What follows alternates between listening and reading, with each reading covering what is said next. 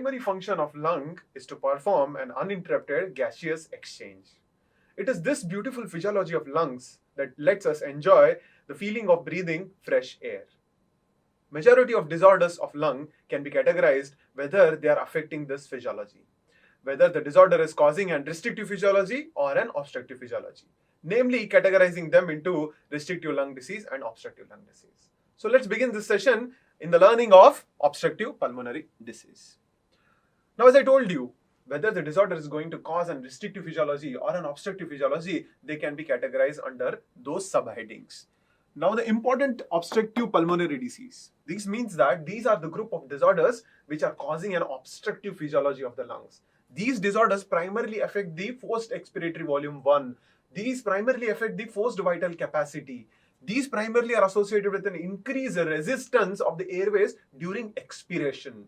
So these all disorders might be of different etiologies, but they share a similar physiological feature, that is an obstruction. An obstruction, especially of the conducting airways. An obstruction which is causing an increased resistance to the air that is exiting from the bronchi or the other conduction system of the lungs. So the important obstructive pulmonary diseases are asthma, COPD, bronchiectasis and cystic fibrosis. Now, asthma, we have dealt in detail about asthma in the session that is dedicated for that topic. In this session, we will be discussing about COPD, bronchiectasis and cystic fibrosis.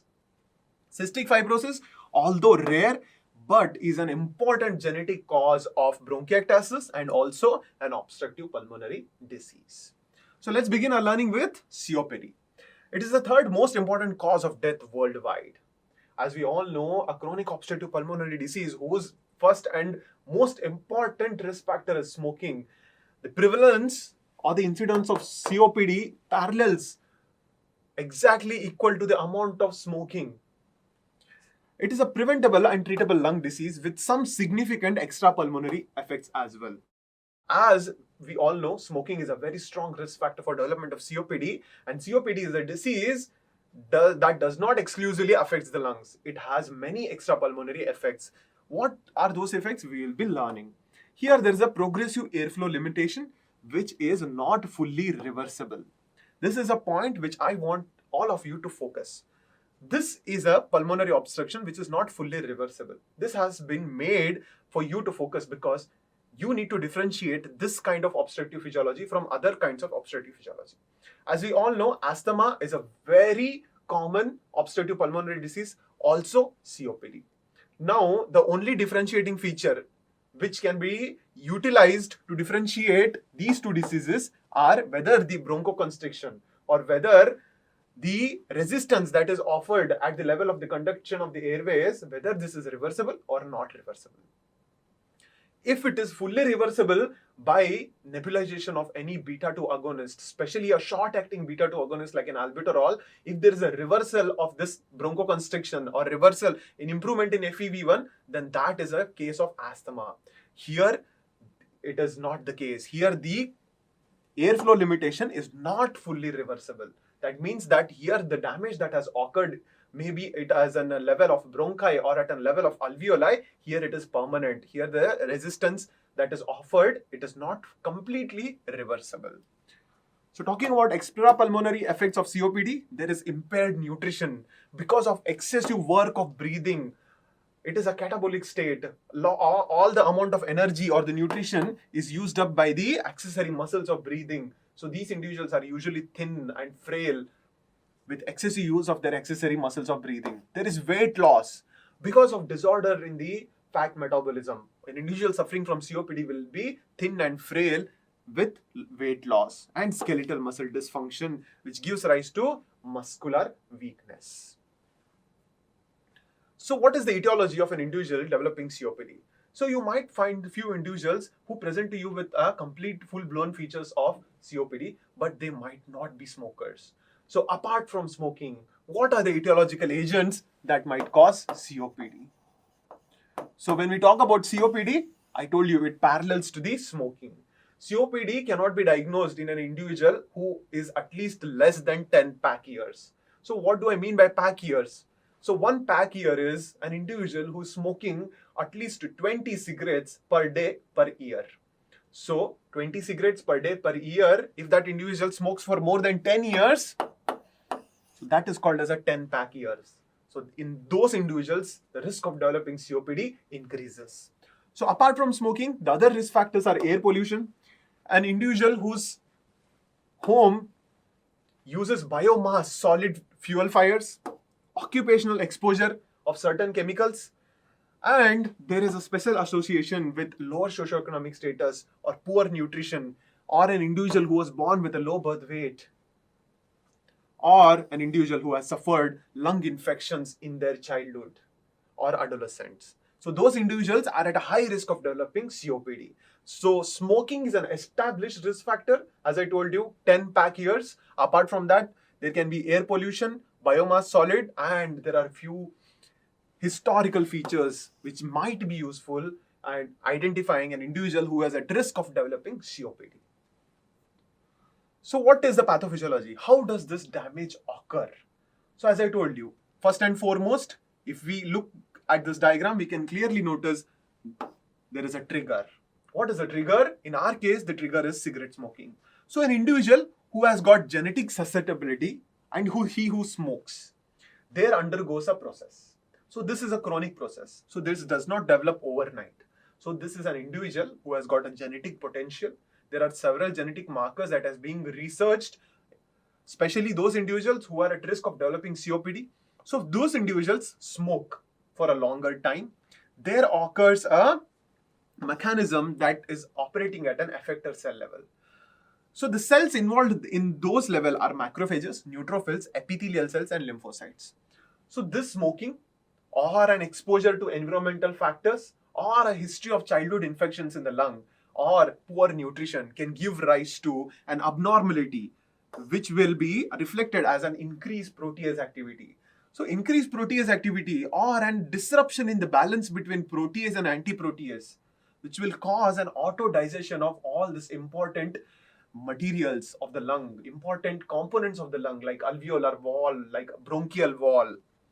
There can be an imbalance between the oxidant and the antioxidant levels, as a result of which there can be an oxidant injury, free radical injury to the alveoli and the bronchioles.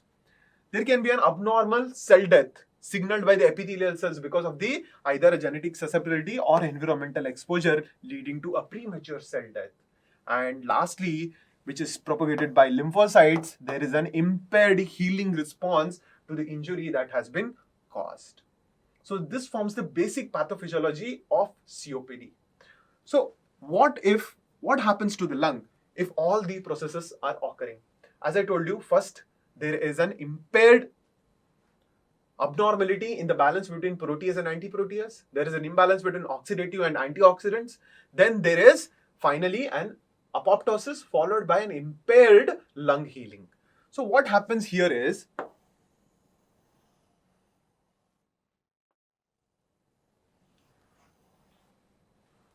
first, at the level of the trachea, if we talk,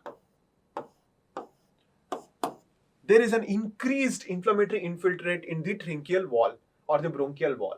Increased inflammatory infiltrate causes an increased secretion of mucus. This increased secretion of mucus will cause a formation of a mucus plug or an increased production of sputum.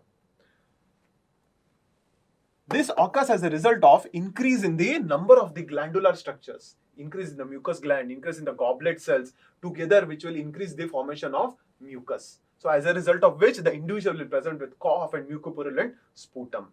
So if we talk at the parenchymal level, there is a loss of elastin structures. There is an autodigestion, as a result of which there is an occurrence of emphysema. When we talk about the alveolar structure, at the level of the alveoli, if we talk, there is a damage to the walls of the alveoli because of this uninhibited action of proteases. What these proteases will do is they will eat away all the proteinaceous structures. They will eat away all this alveolar wall, resulting in again emphysema. And lately there is a changes in the vasculature, that is an abnormality or remodeling of the This is pulmonary artery that is arising from the right ventricle. There is a remodeling of this pulmonary vasculature, which is going to affect your right ventricle and can impair your cardiac performance. So all the effects, genetic susceptibility, an individual who is smoking, which is causing an increase in inflammatory infiltrate, those inflammatory infiltrate causing all the pathophysiological features of COPD. So as I told you, it can cause either a permanent dilatation that we called as an emphysema or a chronic bronchitis. So there can be two pictures, either a chronic bronchitis or an emphysema. So an individual who is presenting with chronic bronchitis will typically present with cough and mucopurulent sputum, at least lasting for 3 consecutive months. And this has to last for at least 2 consecutive years. So this individual will present with lot of sputum, especially in the morning. That individual will present you with copious amount of sputum. This is one phenotype. Second phenotype is an individual who is presenting you with emphysema. So emphysema means a permanent dilatation of the respiratory bronchiole, which is distal to the terminal bronchiole. So there is a permanent dilatation of the respiratory bronchiole, which is distal to the terminal bronchiole, where there is destruction of the wall. And even it can involve the adjacent pleura. So generally, this individual with emphysema will present with a feature more of obstructive lung disease, more of air trapping, more of increase in the residual volume, flattening of the diaphragm, hyperinflation of the chest wall, as a result of which the diaphragm, which should have been normally in this structure, because of increased air trapping, VQ mismatch, increase in dead space ventilation, this diaphragm will go flatten. So this is the shape of the diaphragm, which you will find in an X-ray of an individual suffering from COPD. This is occurring because there is an increased air trapping, which is occurring if the individual is suffering from emphysema clinical spectrum, increase in the residual volume, and flattening of the diaphragm. So what are the clinical features you would expect in a COPD? Now we've understood what is the pathophysiology behind developing a COPD. What clinical spectrum it can present as. It can present either as a chronic bronchitis, where the individual will present with cough and mucopurulent sputum, or a second clinical spectrum where the individual will present as an emphysema. So an individual will present with cough and sputum, which is usually mucopurulent and usually associated with change in the posture. Second most common symptom is breathlessness, which can be graded depending upon modified MRC dyspnea scale. MRC stands for Medical Research Council, and this has given us a staging to define or grade dyspnea classes ranging from 0, 1, 2, 3, and 4. Depending upon the grade, we need to categorize that individual which falls in which grade, and whether that there is a change in the grade with treatment, whether there is an improvement or whether there is a deterioration. There can be signs of chronic CO2 retention, especially in these individuals because of an increased air trapping. So signs of CO2 retention would be irritability, personality change. There can be muscle disorders like flapping tremors. There can be asterexis. And there can be signs which mimic an increase in intracranial pressure. And as we studied, COPD not only will have pulmonary features, it will have extrapulmonary features like muscular weakness, increased in salt and water retention, causing a peripheral edema in the lower and the upper limbs and in and around the eyes. Muscular weakness, peripheral edema, osteoporosis, increased circulation of this chemical mediators of inflammation are all unexpected features of extrapulmonary COPD. So as I told you, there are two clinical spectrums of COPD, an individual who will be suffering from chronic bronchitis or an individual who is suffering from emphysema. So an individual who is typically suffering from emphysema, that is permanent dilatation of the respiratory bronchiole distal to the terminal bronchiole, is usually breathless. He is thin, built, breathless, with weight loss. So these individuals are generally will have a normal saturation, a normal hemoglobin, or usually they can be anemic also. And these individuals, even until their advanced stage, will usually maintain a normal partial pressure of carbon dioxide. So this is a typical prototype of a patient who is called as a pink puffer. So why pink puffer? So this individual is a smoker and he will appear pink because there is no cyanosis. There can be anemia or a normal hemoglobin, and this individual will normally maintain normal partial pressure of carbon dioxide even in the advanced phases of disease. And this individual will be having a clinical spectrum of emphysema. So there is one more clinical spectrum that I told you, that is chronic bronchitis. So these individuals will typically be obese. They will look obese because of increased in water retention. There is an abnormality in the excretion of salt and water to the kidneys. So these individuals are called as blue bloaters because of increased CO2 retention. So these individuals who are suffering from chronic bronchitis will have an increased retention of PaCO2 associated with secondary polycythemia. These individuals can also be cyanotic. So features of blue bloaters are, as the name suggests, they are blue.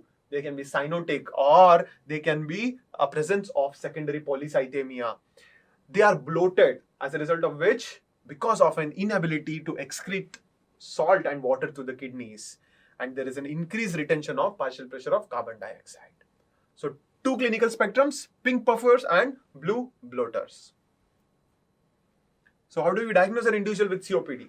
COPD is quite easily diagnosed based on the history and the examination as well.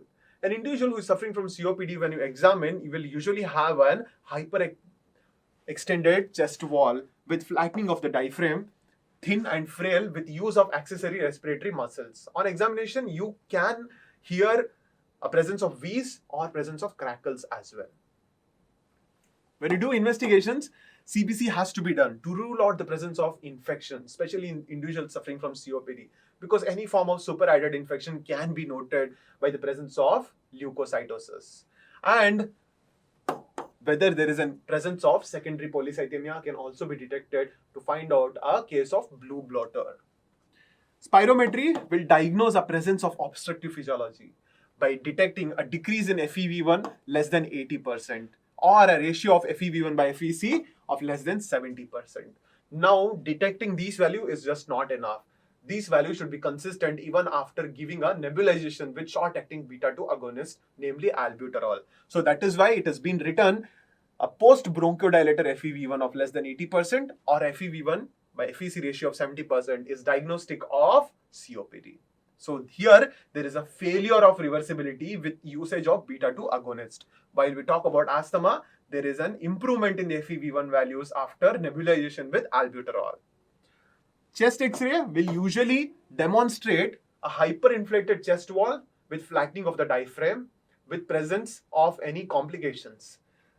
You can also notice a presence of cavitation, abscess, empyema, effusion as well with the help of the X-ray.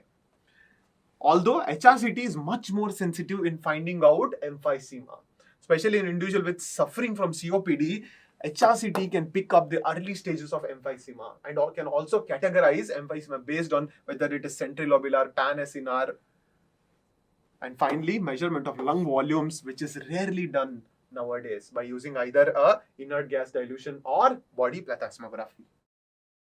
So after you diagnose an individual with COPD, the next step is to categorize in which severity the individual is falling. That can be done simply by using the spirometry parameters. Now, Gold has given criteria and has divided forms of COPD into mild, moderate, severe and very severe. That is stage 1, stage 2, stage 3 and stage 4. Stage 1, which says mild COPD, where there is FEV1 by FVC less than 0.7. So for you to simplify, I am going to tell you that this FE1 by FVC ratio less than 0.70 will be there for all the criteria. Now the only parameter that is going to change is FEV1. Now in stage 1, FEV1 is more than 80% of predicted. For moderate disease, FEV1 is going to lie between 50 to 80%. For stage 3, FEV1 is going to lie somewhere between 30 to 50%, and in stage 4, FEV1 will be less than 30%. Or FEV1 can also be less than 50% in the presence of chronic respiratory failure. So you need to categorize the individuals according to the GOLD criteria. So first, we need to categorize based on the symptoms, that is breathlessness, based on the modified MRC criteria. Next is to categorize the disease severity according to the GOLD criteria. So this is a chest X-ray of an individual suffering from COPD. This is how a classical chest X-ray would look like. What you can see here is there is an hyperinflation. There is a flattening of the diaphragm. This is the level of the diaphragm that you are able to see. Generally, the diaphragm level should have been like this with an acute costophrenic angle. Here, the costophrenic angle is as high as up to 60 to 90%. Hyperinflation can be detected by counting the number of the ribs also. Usually the number of the ribs in an individual in mid-expiration would be somewhere between 6 to 7 ribs, but here almost 10 ribs are visible in the chest X-ray. As I told you, HRCT is very sensitive in finding out the presence of emphysema, which X-ray will fail to detect. So this is the CT images of an individual who would present to you with emphysema. So this is a normal lung where there is no emphysema. The second image shows a centrilobular emphysema where there is an early phases of centrilobular emphysema. Here you can detect a presence of paraseptal emphysema. And the fourth image is showing you a panlobular emphysema, involvement of the entire lobe. So coming to the management of an individual suffering from COPD, as we all know, the important risk factor for a development of COPD is smoking. So the first management strategy is smoking cessation. It has been found that by reducing the number of cigarettes that smoked per day will not help. Instead, a complete smoking cessation will help. So counseling, de-addiction, and helping the individual with nicotinic patches will also be beneficial. Next is bronchodilator therapy. For symptomatic relief, an individual who have an acute exacerbation of COPD, that individual can be dealt with a simple bronchodilator therapy, either by using a short-acting beta agonist such as salbutamol or terbutaline, or by use of a long-acting beta 2 agonist with or without combination of ipratropium bromide. Next comes inhaled corticosteroids. Use of cyclisonide or budesonide can be done with a higher dose as high as up to 1.5 1500 micrograms. Next, an individual who is coming to you with an acute attack of COPD, oxygen plays an important role, or an individual who has a chronic respiratory failure, in them a home-based oxygen therapy or a domicile oxygen therapy has been found to be beneficial. In those individuals, they will need to take oxygen not less than 15 to 20 hours per day with a target saturation to maintain it above 90% or a target PaO2 more than 60 mmHg. So it has been found that by giving domicile oxygen therapy in these individuals, there are better outcomes. Finally comes the role of pulmonary rehabilitation, that is teaching them pulmonary exercises, doing physiotherapy, and then vaccinating these individuals with seasonal influenza vaccine, because these individuals are at high risk of developing seasonal influenza, be it even COVID. Finally, surgical method of dealing with complications such as bulectomy, or an individual who's preferentially having an emphysema of the upper lobe where there is a preserved gas transference, or whether if there is a normal pulmonary arterial pressure without an absence of pH, that individual might benefit with lung volume reduction surgeries. An individual who has upper lobe emphysema will benefit with lung volume reduction surgeries. So to prognosticate these individuals, to find out how these individuals will do with or without treatment, board has come up with a prognostication index. So the parameters involved in the board index are FEV1, distance walked in 6 minutes, which are expressed in meters, and modified MRC dyspnea scale, and finally body mass index. So scoring has been given according to the table. A score of 3, the maximum score is given to an FEV1 which is less than 35% of predicted, or if the individual fails to walk or is able to walk less than 150 meters in 6 minutes, or if the individual is in MRC dyspnea scale 4.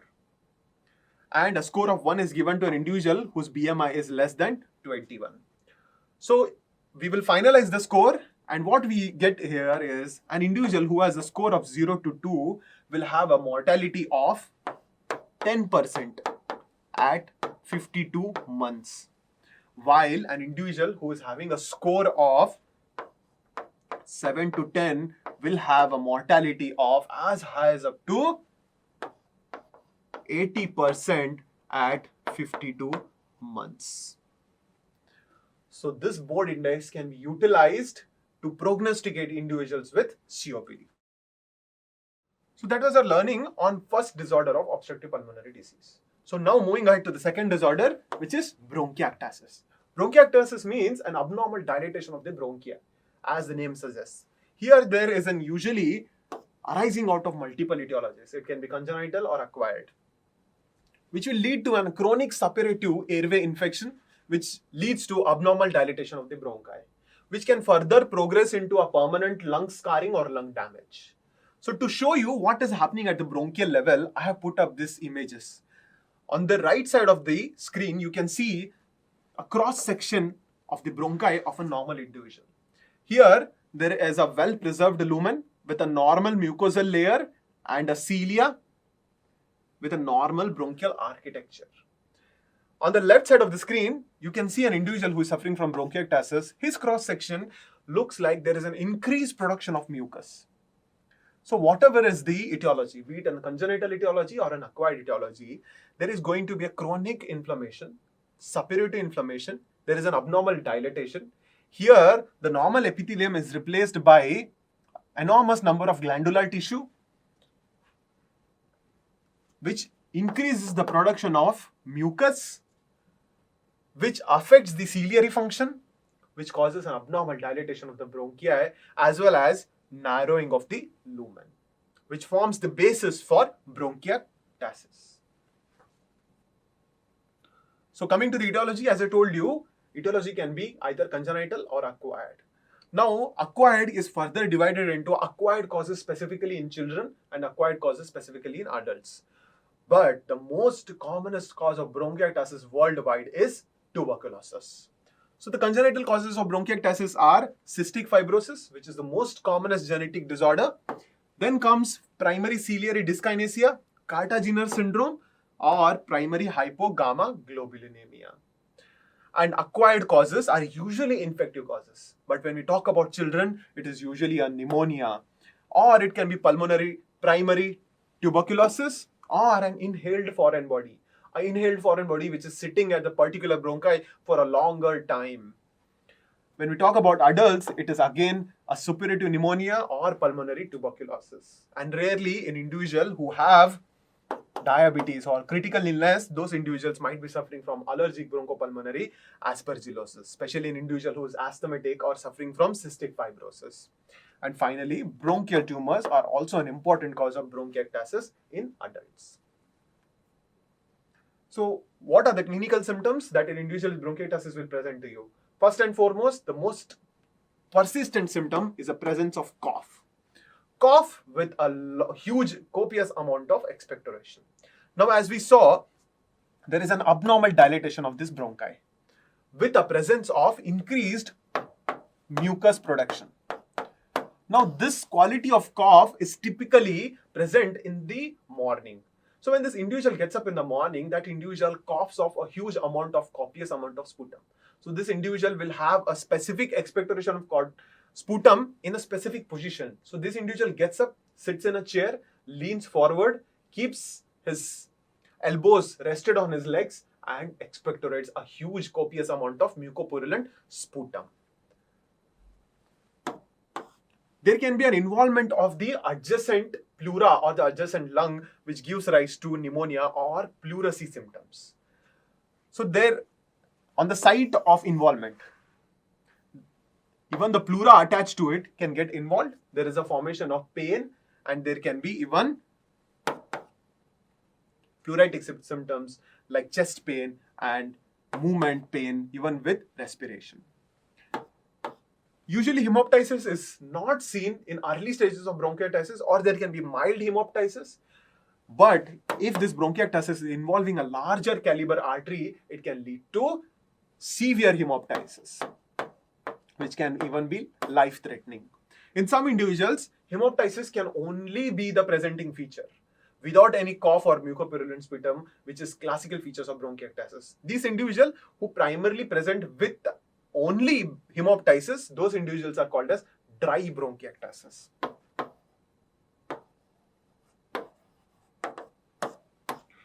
Then there is constitutional features like anorexia, loss of weight, loss of appetite, lassitude, and clubbing, which is a feature of bronchiectasis. So how do you diagnose an individual with bronchiectasis? As I told you, bronchiectasis is an anatomical abnormality which can easily be picked up by HRCT. In those individuals, sputum that is produced, a mucopurulent sputum, has to be sent for examination and culture, because these individuals with bronchiectasis are at a high risk of developing infections, specifically with Staphylococcus aureus or with Pseudomonas. So culture has to be done and proper antibiotic coverage has to be given. HRCT will simply detect the presence of bronchiectasis, as well as it can identify few complications. And finally, assessment of ciliary functions, especially the number of congenital causes of bronchiectasis that we learned: cystic fibrosis, Cardagenous syndrome, primary ciliary dyskinesia as well. So when we assess for the ciliary function, there are three important tests that we can do. A simple saccharin test can be done by placing a pellet of saccharin in the anterior compartment of the nose, and the time taken from the anterior compartment of the nose for it to reach to pharynx is calculated.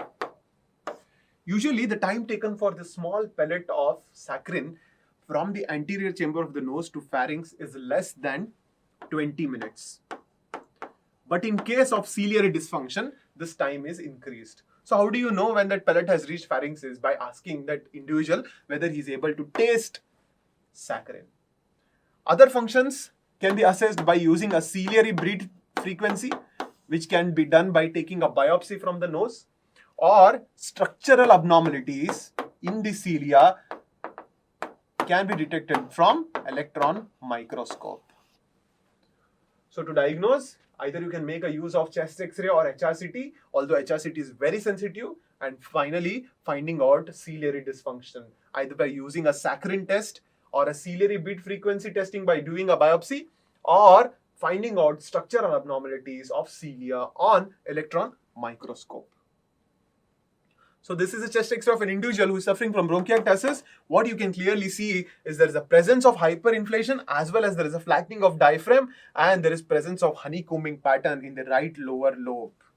So this is how a classical picture of bronchiectasis would look like on a chest X-ray.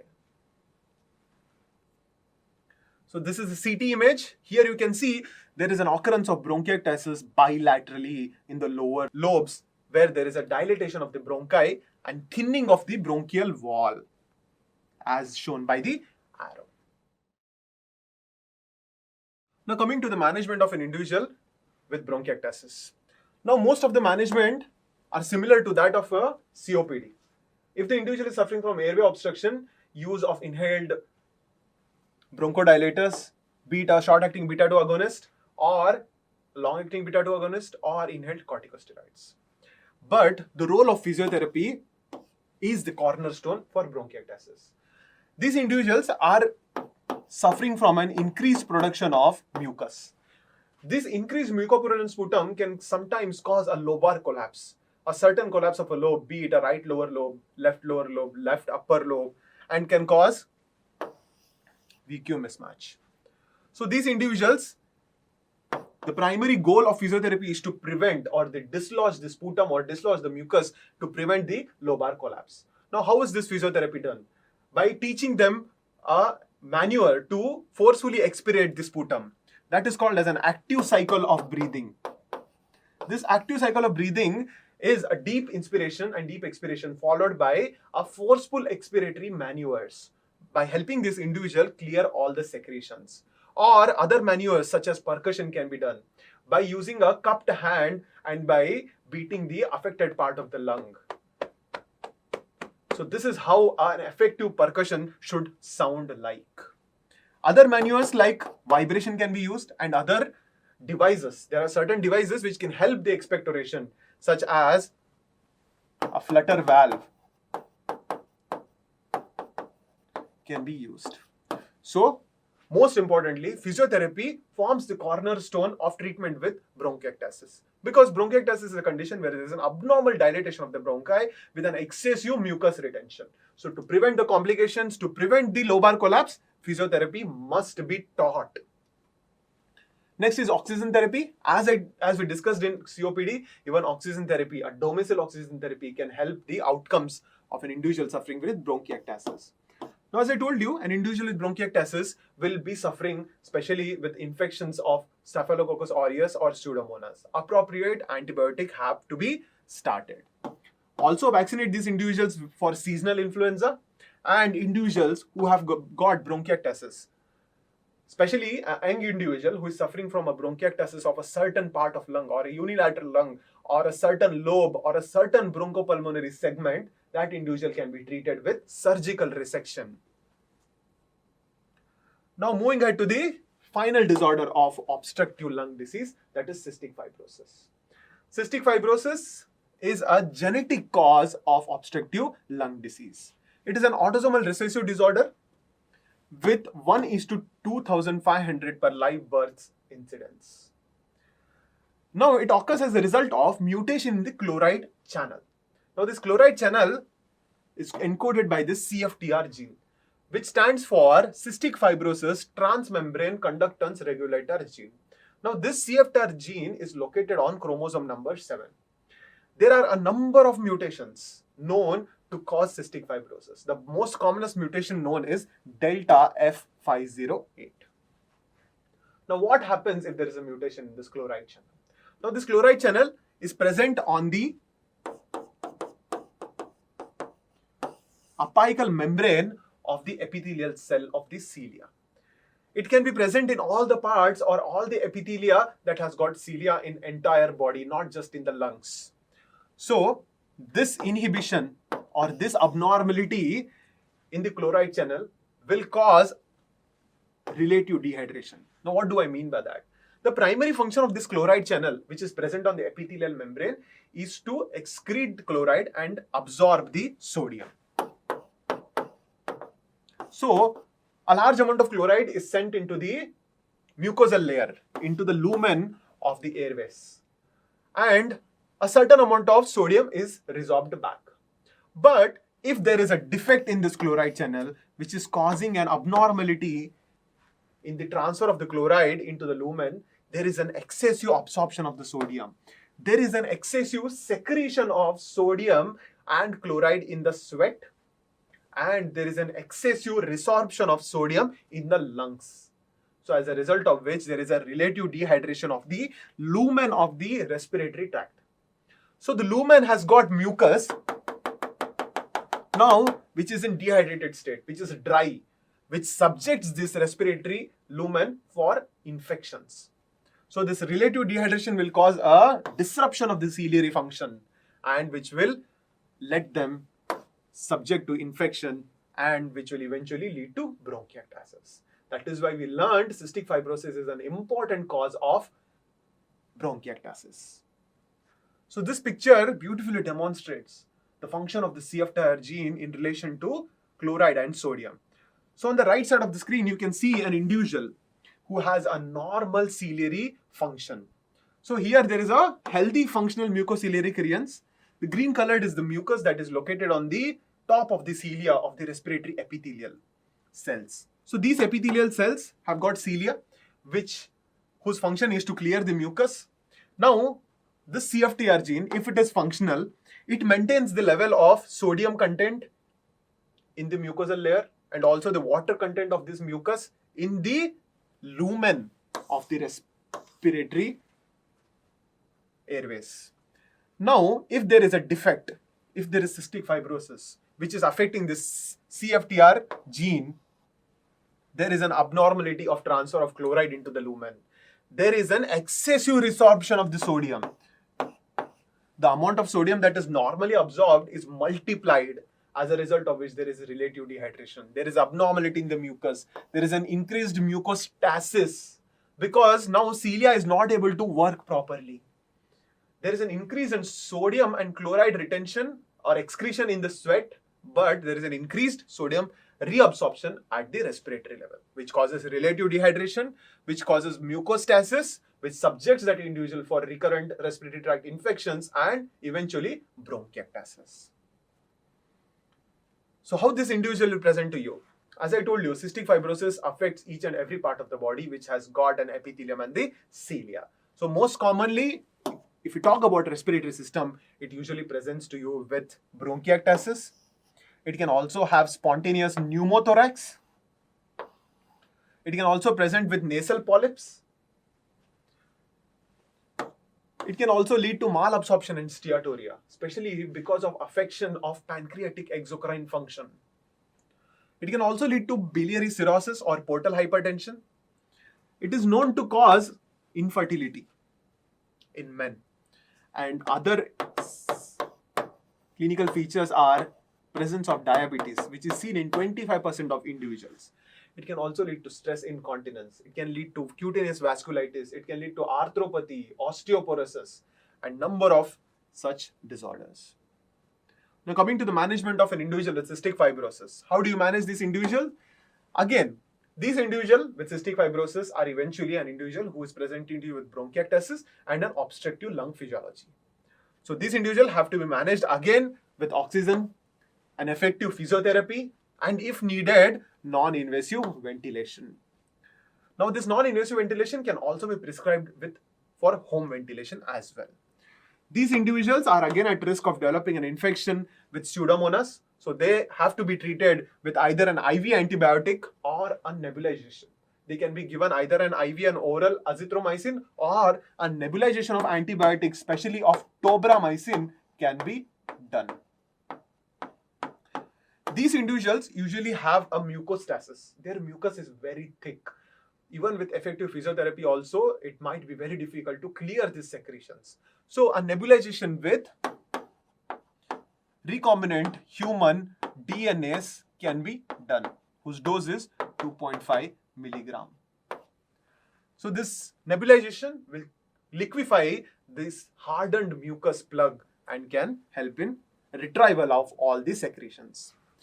As with all the individuals suffering from obstructive lung disease like COPD, bronchiectasis, and cystic fibrosis, vaccinate them for seasonal influenza virus.